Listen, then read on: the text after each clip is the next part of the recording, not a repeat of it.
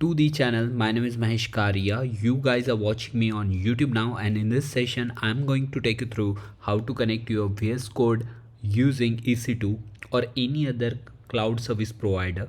So all you have to do is you have to have an EC2 available or any machine available on the server. I'm going to use Ubuntu. I'm going to name it MK underscore SSH because we are going to use SSH client of VS Code. And here we go.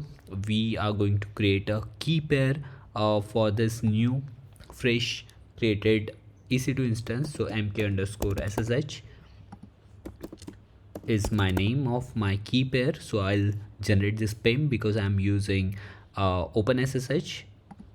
Create this. I got this already, and now here we go. You can allow this if you just wanted to allow all the ports from 80 and 443. You just need to select here. That's it. Launch instance, and here we go. And in VS Code you have to have SSH available. So SSH, search for SSH, and once you have it, once you have this available, all you have to do is Control Shift P and search for this remote SSH and connect to host. Okay, so that's it. I guess all this thing is required. So add new SSH host. Okay, and here you need to paste that you are going to get it from here. So this thing is running already. I'm going to click here, and the next step would be to click here on connect. Make sure to grab this and open your terminal quickly, and in here all you have to do is go to downloads. Here you have this mkSSH. Allow them to access to VS Code and grab this. Okay, go to your VS Code, paste this here.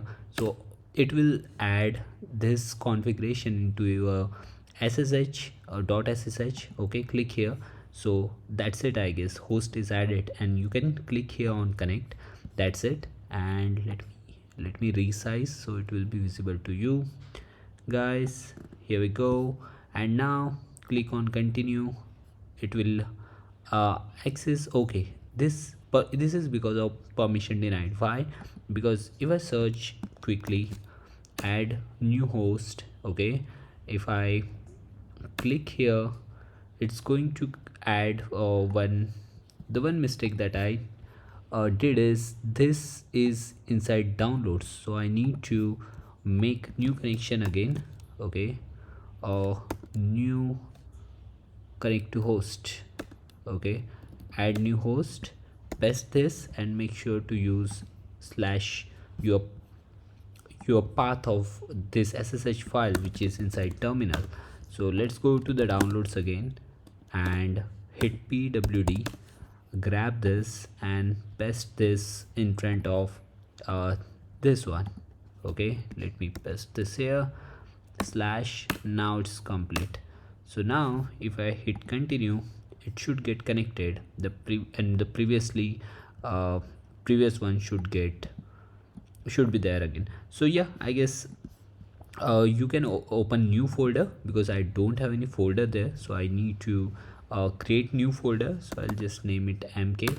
Let's see, it will create. Mk is not there, so I'll directly open the Ubuntu, which is the most parent one directory that I should not open. Once I so you got this all the folders, and if I open my terminal, so I got this connected with my actual machine. Okay, this is how you connect to your machine.